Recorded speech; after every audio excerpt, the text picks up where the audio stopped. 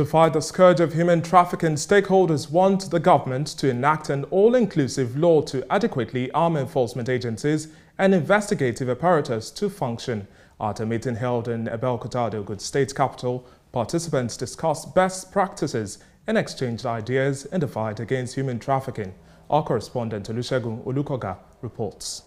According to United Nations reports, trafficking in persons is the third most lucrative illegal trade globally, behind trafficking in illegal arms and hard drugs. It further stated that about 700,000 persons are trafficked across various international borders annually.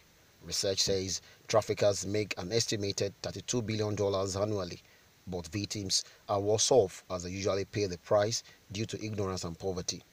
I suggest that there is need for extensive and broad public enlightenment programs, especially through print and electronic media.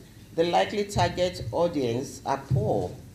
This must inform the strategy to be employed to reach them and pass the message across. If you see something, say something, right? So we all as a society have a duty to try to slow this down. And if we all work towards that effort, if judges are trained to handle victims appropriately, if prosecutors are trained on how to prosecute these cases appropriately, we can help kind of in this issue. According to NAPTIP, about 13,000 victims have been rescued, while about 4,000 cases investigated and 352 persons have been convicted so far since inception in Nigeria. If the judiciary is not aware of the antics and the constitution of our the acts, they will not be able to properly prosecute.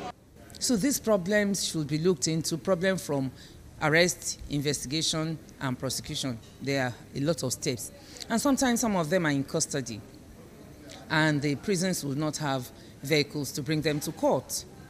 What do you do in such a situation? You keep adjourning. So invariably, it is not the fault of the courts, that it is the system. So the first step was to shine light on the issue. And then the second has been to, now that we address it, has been to dedicate ourselves to that. So the curve is against trafficking. We are winning the battle to some extent.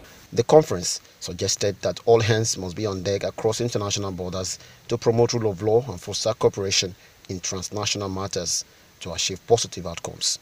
From Ogun State, Olusegun Olukoga, STV News.